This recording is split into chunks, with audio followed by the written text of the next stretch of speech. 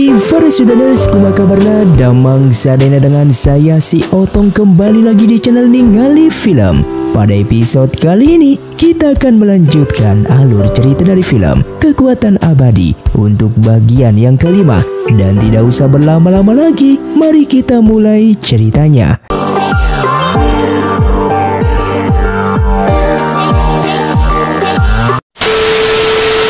Film pun dilanjutkan dengan diperlihatkannya pertemuan tiga dunia pun diadakan. Dengan ini Lan Feng berharap ketiga dunia bisa kembali damai untuk selamanya dan tidak ada peperangan lagi. Oleh karena itu ia pun memberikan hadiah untuk dunia siluman. Namun tiba-tiba hadiah itu pun hancur dan begitu pun juga dengan panah pelindungnya. Terlihat mereka semua tentu terkejut melihat hal ini, sehingga klan siluman marah karena benda sucinya hancur yang tentu ini sudah direncanakan oleh King Lin. Lalu Gu Jin yang juga bertanggung jawab dalam hal ini meminta waktu untuk menyelidiki kasus ini karena panah pelindung yang mereka buat pun hancur.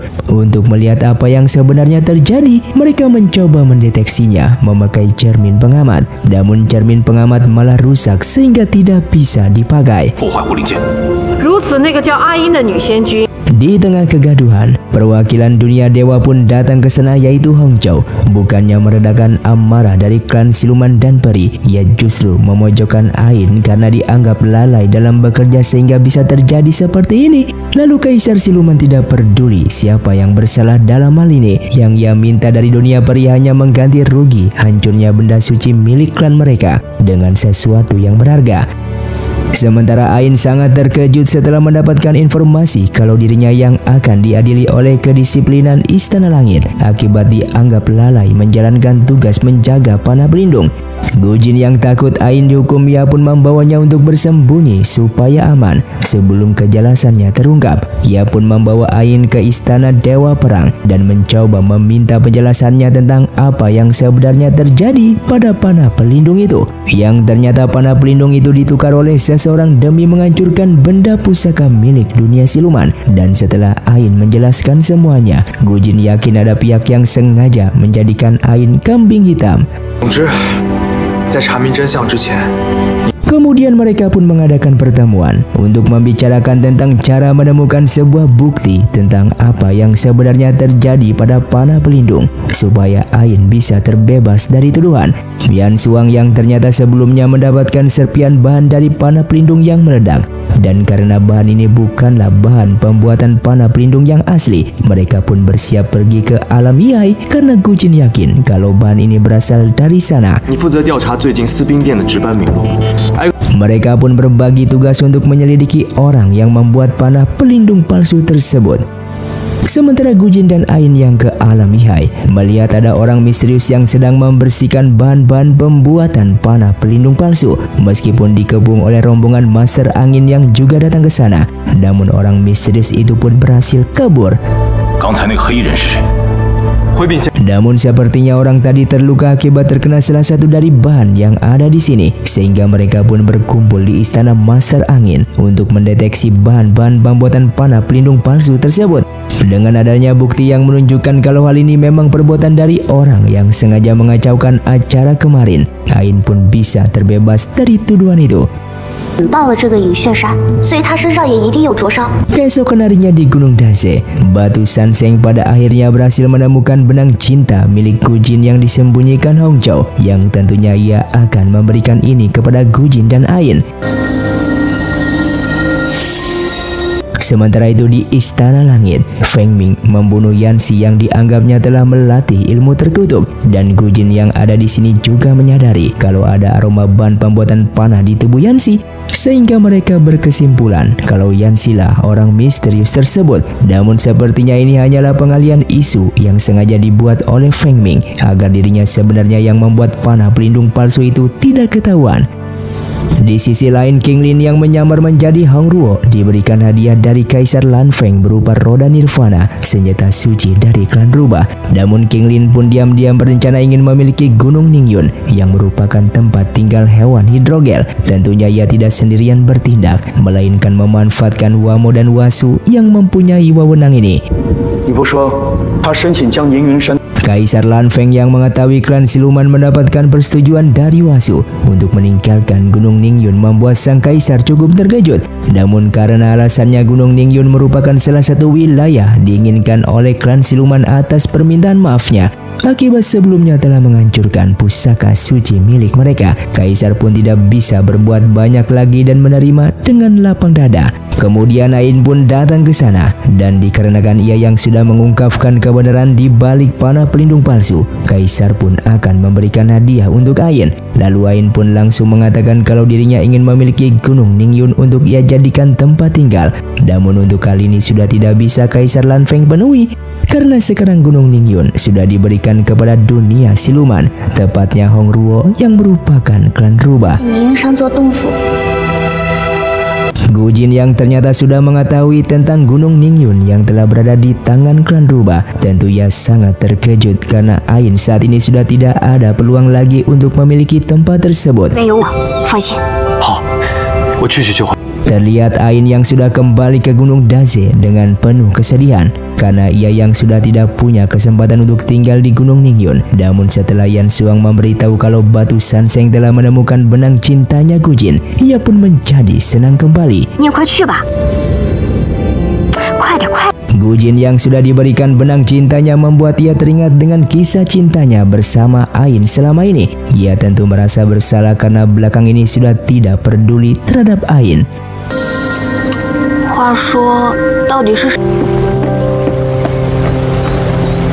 Dan tak lama kemudian Hong Chao pun datang ke sana, yang langsung dimarahi Gujin karena sudah menghilangkan benang cintanya dengan sengaja. Lalu Hong Chao pun pada akhirnya mengatakan kalau ia melakukan ini demi Gujin supaya tidak mengalami malapetaka akibat perjanjiannya dulu dengan Batu Wentian. Karena malapetaka yang akan diterima Gujin akan terjadi saat Gujin dan Ain saling menyukai. Bahkan dulu gurunya Gujin juga mengatakan kalau malapetaka Gujin berhubungan dengan Gunung Daze, dan mungkin Gunung Daze pun akan terkena bencana suatu hari nanti. Di sini Gujin pun sangatlah terkejut dan ia tidak menyangka malapetaka-nya akan mengorbankan nyawa banyak orang, terutama orang-orang terdekatnya di Gunung Daze.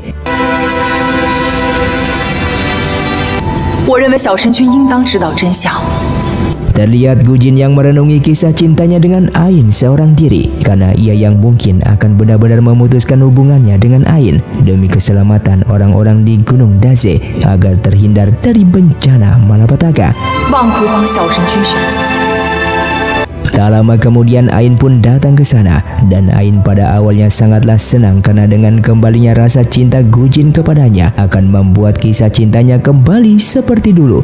Namun ternyata ia harus kecewa setelah Gujin mengatakan putus hubungan dengannya. Bukan hanya itu, Gujin juga menghancurkan benang cintanya di hadapan Ain tanpa memberitahu alasan yang sebenarnya.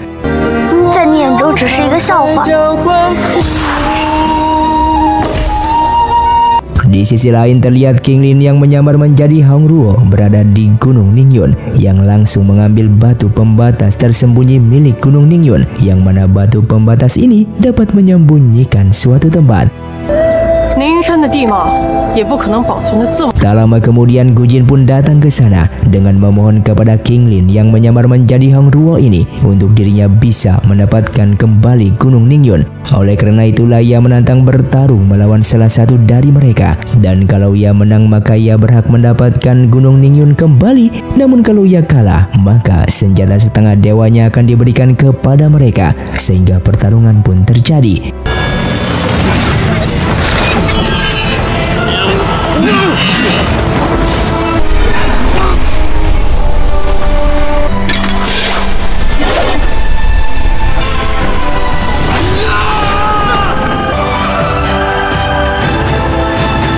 Yang pada akhirnya Gujin pun berhasil menang dengan bantuan dari pedang abadinya, dan sesuai perjanjian Gunung Ningyun pun diberikan kepada Gujin.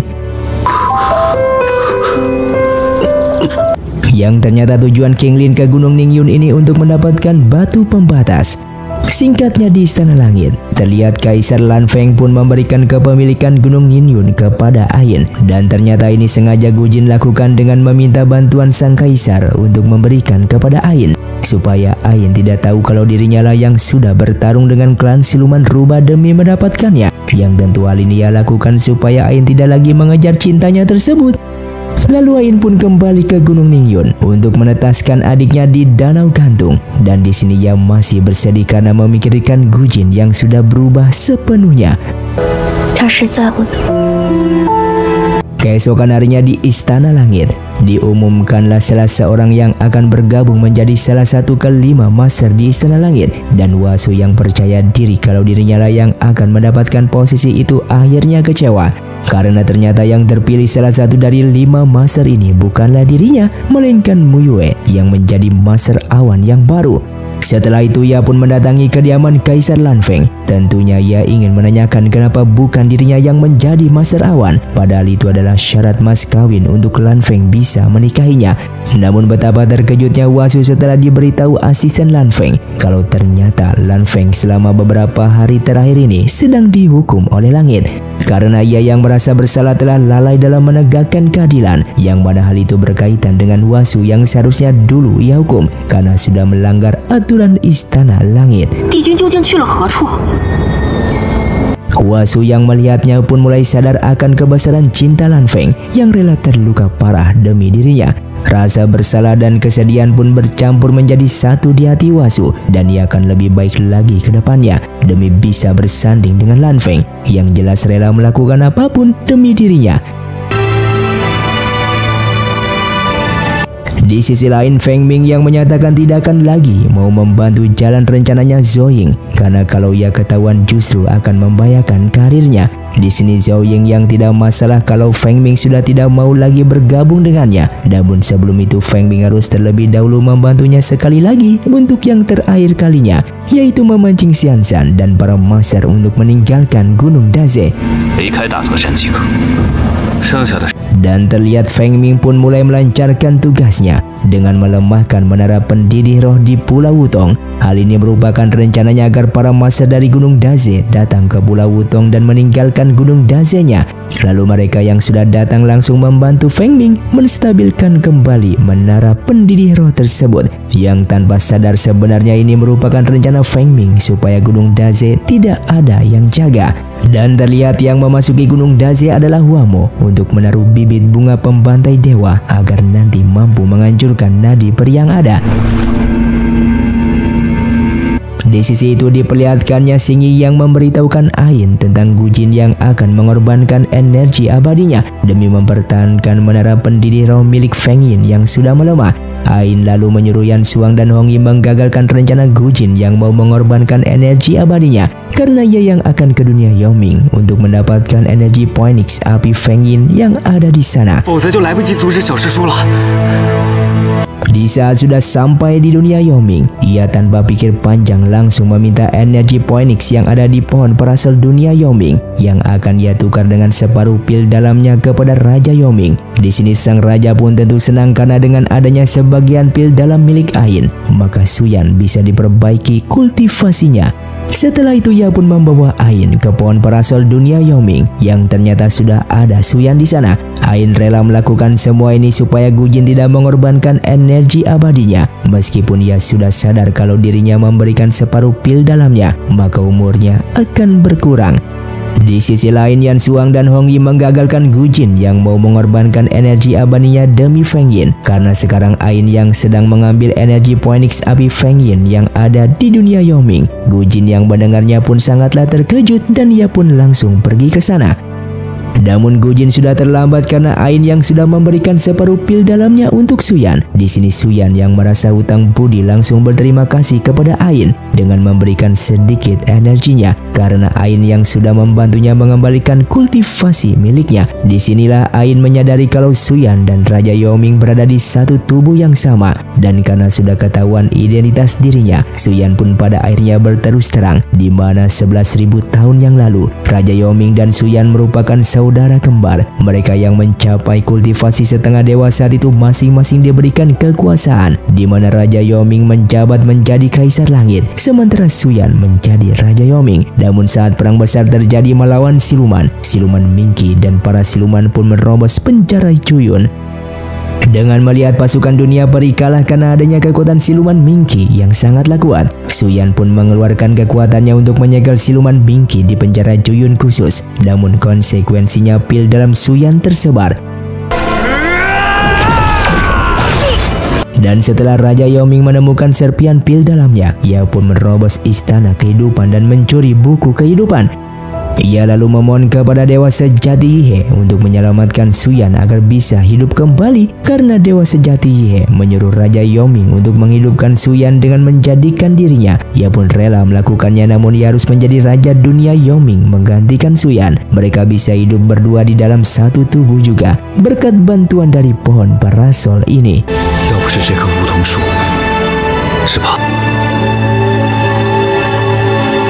Di tempat lain di penjara segel Juyun khusus, terlihat siluman Minky yang masih terkurung di sini, yang ternyata Suyan juga ada di sini. Artinya Suyan hidup di tempat ini karena adanya serpian pil dalamnya. Begitupun yang berada di dunia Yoming.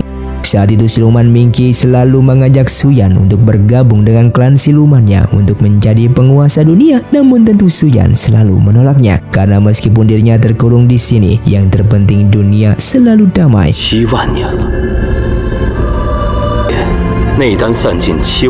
Kembali kepada Ain yang diberikan energi Phoenix api Feng Yin dari pohon parasol oleh Suyan.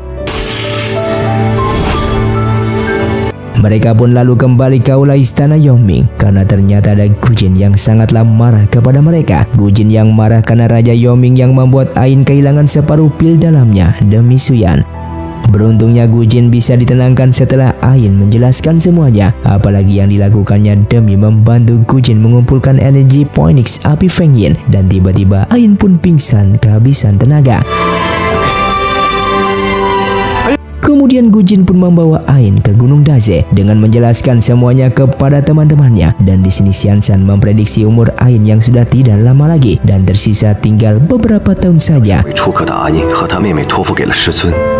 Terlihat Gujin yang tidak ingin Ain mati begitu saja langsung pergi menemui Bibo, mengingat Bibo adalah hewan hidrogel yang kemungkinan tahu tentang cara memperpanjang umur Ain karena mereka sama-sama merupakan hewan hidrogel.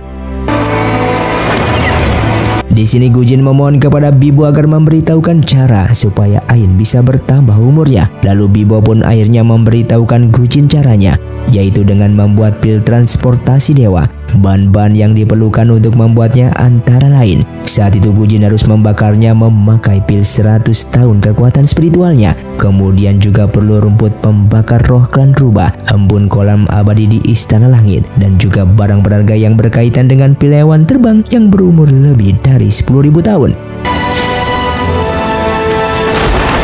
Setelah itu ia pun menemui Kaisar Lanfeng di Istana Langit, meminta embun kolam abadi yang dimilikinya untuk membuat pil penambah umur Ain. Karena untuk menyelamatkan nyawa Ain, Lanfeng pun memberikan embun kolam abadi yang tersisa setengah ini.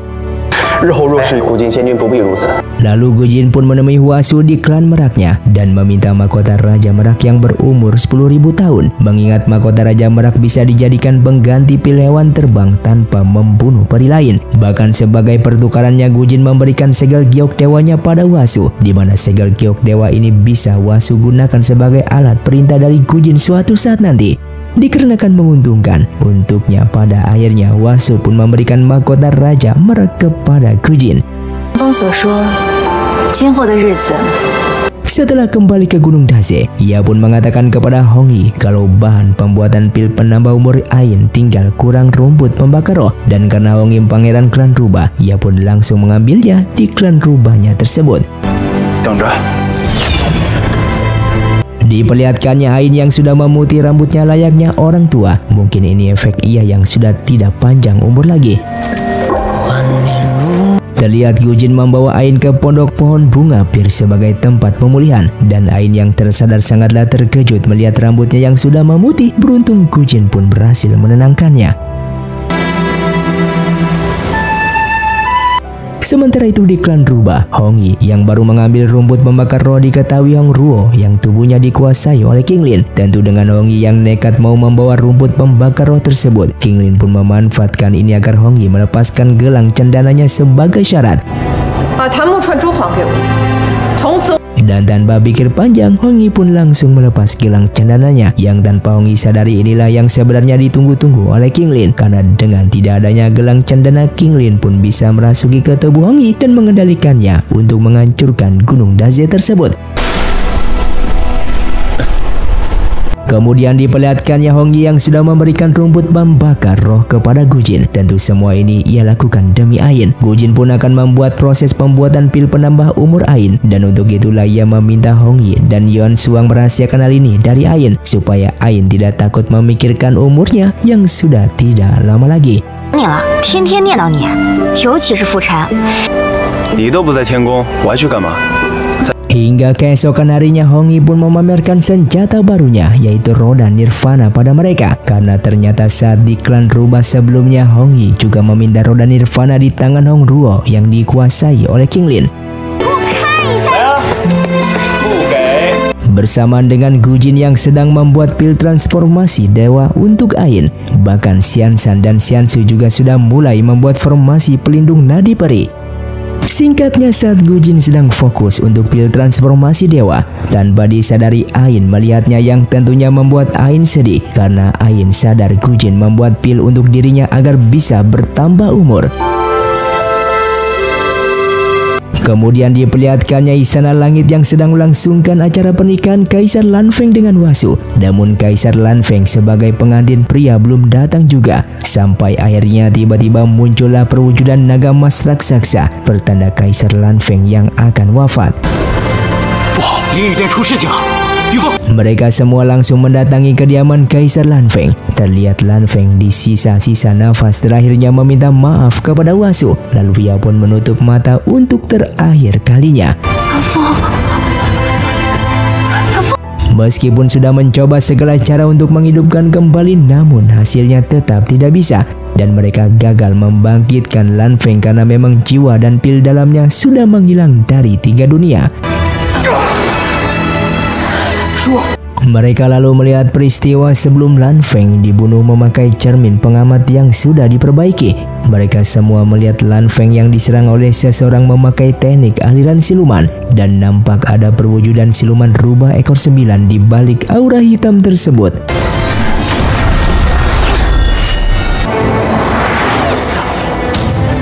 Kemudian Master Peri yang ada di sini melacak keberadaan pembunuhan Lan Feng memakai auranya, yang tanpa diduga malah mengarahkan mereka ke Gunung Daze, yang berarti pembunuh Lan Feng berada di sana. Di sini Ain justru terkejut melihat para Master Peri datang untuk menyelidiki pembunuh Kaisar Lan Feng yang diketahui merupakan rubah ekor 9.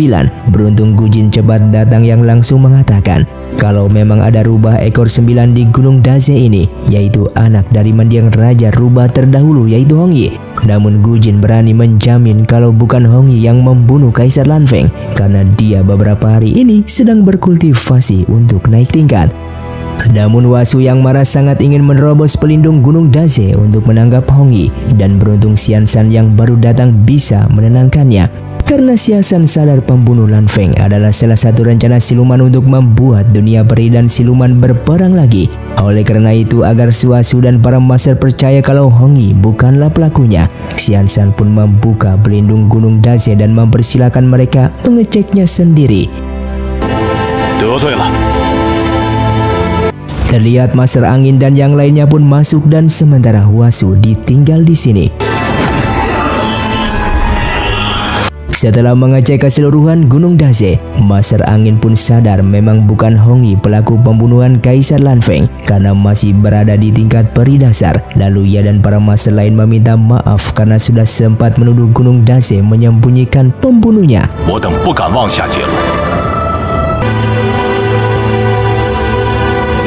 Setelah para master istana langit pergi, Xiansan memberikan plakat Gunung Daze kepada Gujin. Tapi di sini Ain tiba-tiba tidak sadarkan diri dan Gujin pun membawa Ain ke kamarnya.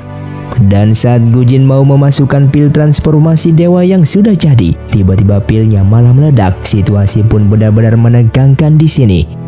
Gujin pun membawa Ain pergi ke dunia siluman tempat Bibo dan sang naga berada, dan Bibo yang ketakutan ditemui oleh Gujin karena resep pil transformasi dewa yang sebelumnya ia kasih tahu kepada Gujin untuk menambah umur Ain salah, karena bahan asli pil transformasi dewa sangatlah sulit dan berbahaya untuk didapatkan, di mana bahan terakhir pil transformasi dewa ada di penjara Juyun, dan jika berhasil mendapatkannya maka pil transformasi dewa akan bisa langsung digunakan.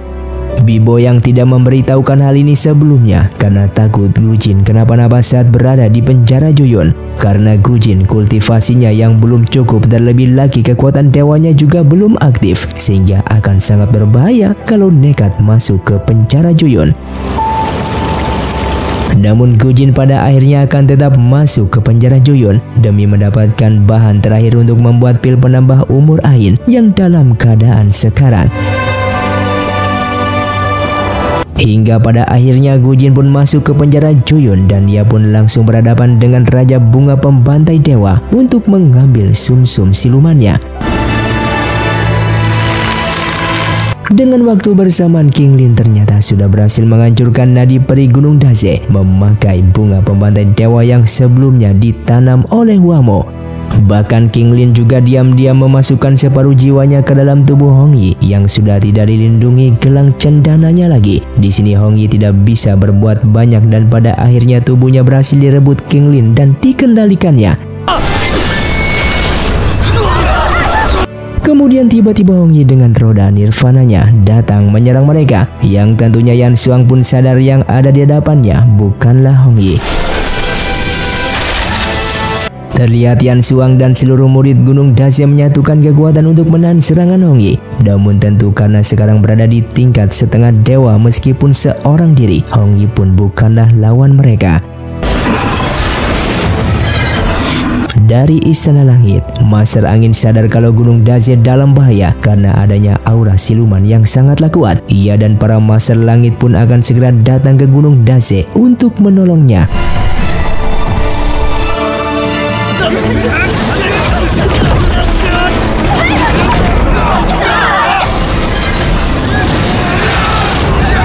Kemudian datang juga pasukan dari siluman yang sudah mengepung Gunung Daze, dan tentunya dengan ini Gunung Daze sudah tidak bisa dipertahankan lagi. Dikarenakan tidak ingin kehilangan seluruh penerusnya, Xian Shan pun menyuruh Xing Yi pergi dengan Yan Xuang dan berpesan kepada Yan Xuang untuk Xing Yi dilatih agar suatu saat nanti bisa kembali mendirikan Gunung Daze ini.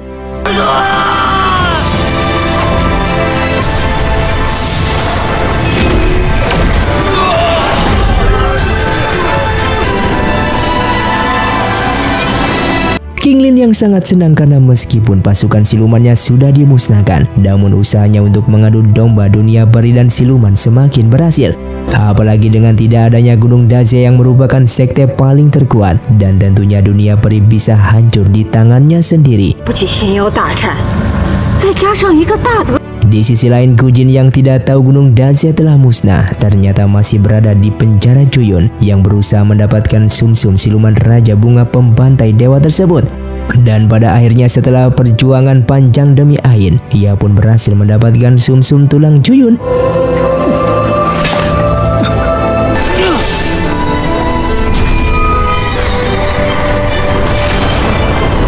Di sisi lain, Yan Xuang dan Xing Yi berhasil dikejar Hong Yi yang dikendalikan King Lin ini. Demi melindungi Xing Yi, dan Yan Xuang pun terus bertarung.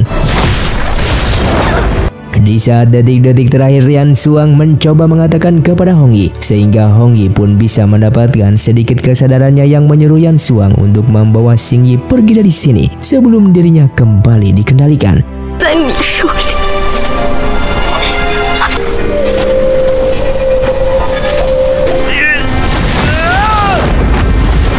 Namun pada akhirnya mereka pun tetap terkena serangan dari Hong Yi yang kesadarannya kembali dikendalikan oleh King Lin. Beruntung mereka berdua berhasil selamat setelah Hong Yi diikat formasi oleh Master Angin dan lainnya. Kemudian dari bawah, King Lin mencoba mengambil kembali setengah energinya yang ada di dalam tubuh Hong Yi agar tidak musnah. Namun itu sudah terlambat dan pada akhirnya ia pun ketahuan. Namun King Lin berhasil kabur dari sana. Meskipun masih ada setengah energi King Lin dalam tubuhnya, Hong Yi pun sudah kembali sadar dan tentunya ia merasa bingung kenapa dirinya ditahan seperti ini. Dan di malam harinya para master Istana Langit datang melihat Gunung Daze yang sudah berantakan dan tidak berpenghuni. Tentu dengan tidak adanya Gunung Daze membuat dunia peri benar-benar terpukul.